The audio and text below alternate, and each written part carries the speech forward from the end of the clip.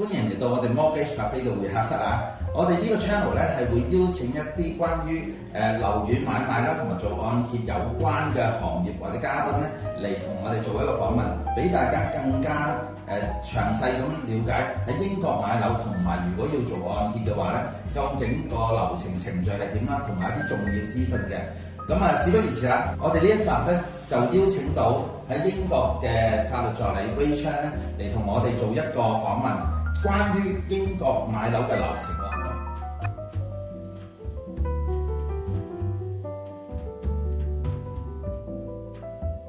好啦 ，hello 阿 Ray， 你好，咁啊歡迎你嚟到我哋呢個節目啦。咁啊，今次咧我哋主要係關於英國買樓嘅法律流程。咁啊，有幾條問題預備咗嘅。第一條問題咧就係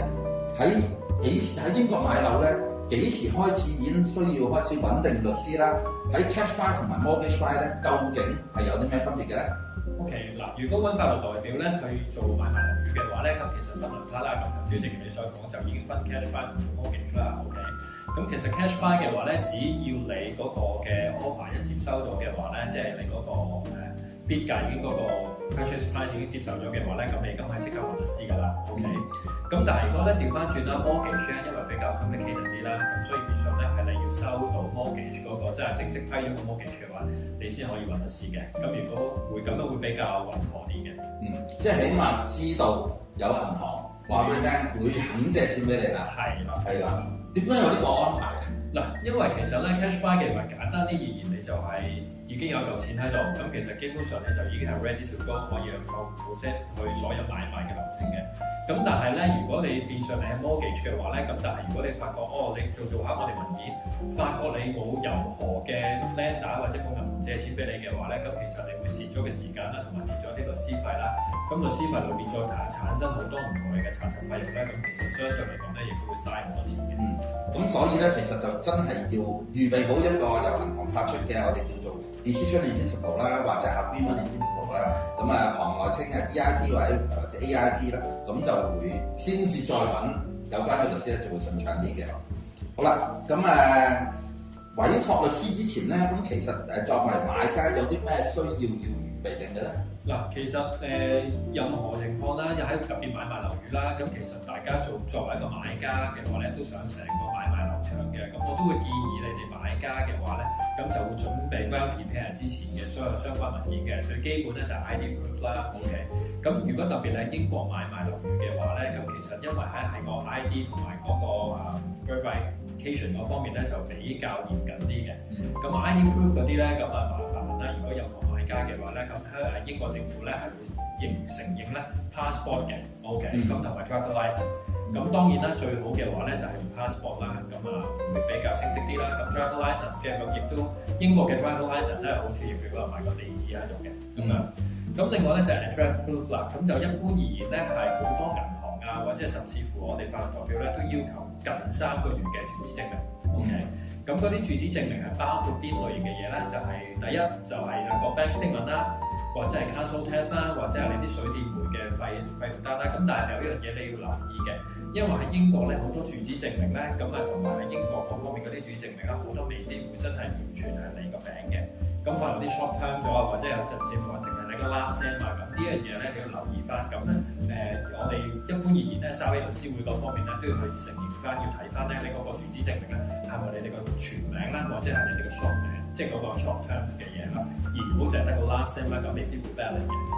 OK， 好。咁我頭先講話 address proof 同埋呢個ID proof 啦。我攞住個英國，因為英國你都話啦，英國嘅車牌係有晒樣嘢㗎嘛。我淨係俾呢個你咁又得唔得嘅？嗱，其實咧喺任何情況下啦，咁driver license 咧你可以係成一個嘅 ID proof 嘅 address proof 咧就未必可以承認到嘅，因為亦都好多時咧係喺任何批價上咧都需要2個唔同嘅 proof 嘅，即係你提供咗個 driver license 俾我。咁係咪代表好似你所講可以提到呢個 ID proof 同埋 address proof 並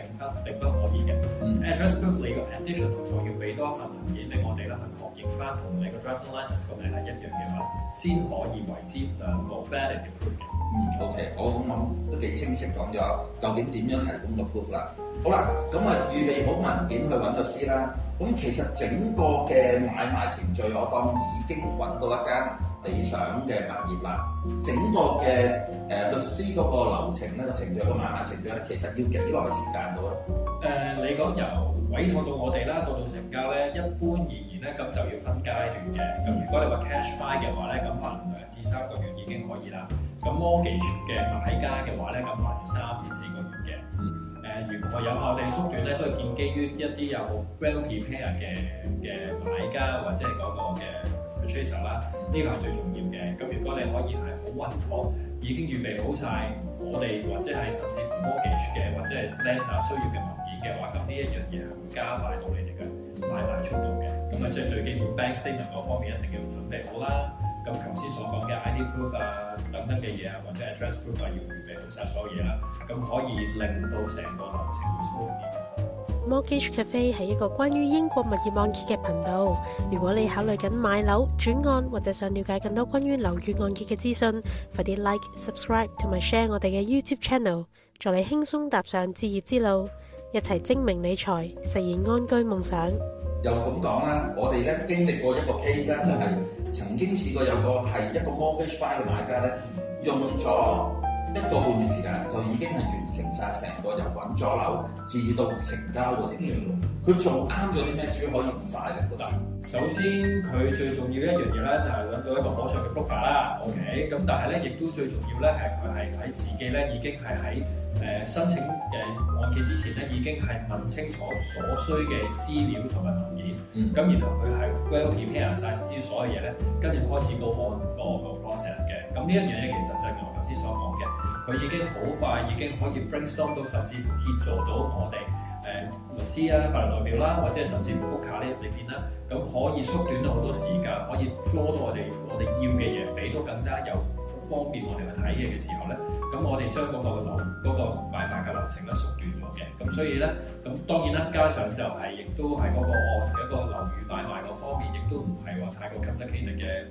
物業啦。咁所以成個流程就可以去縮短到由一個半月度啦，就已經係由未有嘅單位啦，就變成已經可以有單位，仲要係 mortgage buyer 就可以成。OK， 好啦，調翻轉呢個問題咧，就係其實有啲咩主要嘅因素或者之前嘅一啲個案咧，係令到個買賣拖到好長，甚至可能半年啊、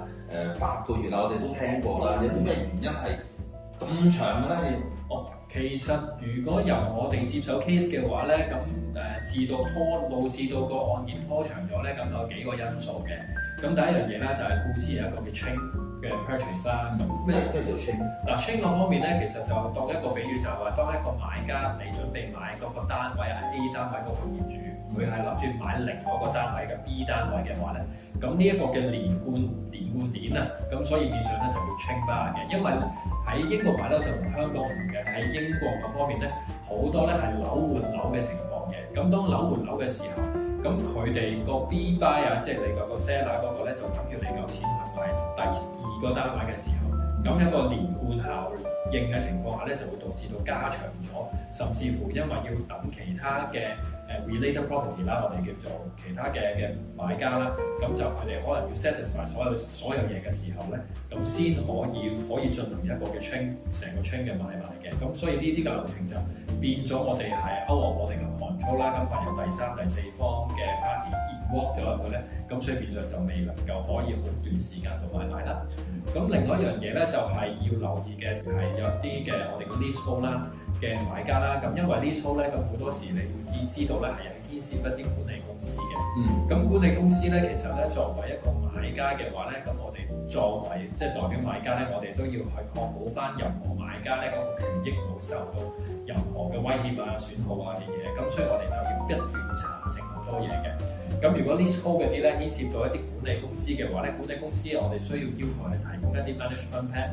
咁就必須要 seller 去問翻佢哋嘅管理公司攞，即係變咗又係牽涉到第3方，而第3方唔生性、唔聽話、唔做嘢嘅話咧，咁亦都係會導致到拖延咗單買賣嘅。咁當然啦，咁老實講，咁亦都係 mortgage 嗰方面，亦都係會有影響，會導致到拖延嘅情況啦。咁但係當然，如果 mortgage 嘅情況下，正如好似我哋之前處理嗰個客戶一樣，如果佢已經係 well prepared 咗，一早已經俾好多嘅準備好晒所有嘅相關文件啊，或者做好晒、整好晒所相關嘅資料俾我哋嘅話咧，咁咁就呢一樣嘢就未必構成到可以做會影響到佢拖延嘅。咁但係當然先決條件要買家嗰方面就記住一樣嘢啦，就要真係要準備好，唔好就話諗住我委託律師、委託 broker 嘅之後，我哋乜都唔使理，因為其實喺我哋兩個範疇，我哋都需要問你哋好多文件，而我哋係唔會知道啲文件喺邊度嘅，係要你交俾我哋。咁呢一樣嘢就要我哋喺3個方面啊去達成嘅一個共識，去盡快咁處理到嘅。OK， 好清晰嘅一個指引啊，令到大家咧喺未來如果想部署去即係無論 cash buy 啦或者按揭去買樓申請按揭嘅話咧，其實都係一個好清晰嘅一個小貼士啦，俾大家啦。咁亦都喺個流程裏邊咧，通常我哋做翻一啲嘅諮詢嘅時候咧，都會好清楚列明晒究竟有啲咩文件點樣去，甚至點樣去 label 個文件啦，個文件嘅內容係點啦，其實我哋都會講得清楚嘅。咁希望以上嘅我哋嘅一啲資訊咧，可以短10分鐘到，可以幫到大家去部署未來嘅買自己嘅理想嘅家園啦，或者係做一個好精明嘅投資啦。咁今日多謝晒阿 Ray 幫我哋講咗呢一個 topic 啊。咁我哋下一個嘅片段嘅話，會再同大家分享其他按揭嘅。喜歡呢條片嘅可以撳 share 啦、like 啦，同埋分享俾你哋嘅其他朋友嘅。咁我哋下一條片再見，拜拜。拜拜。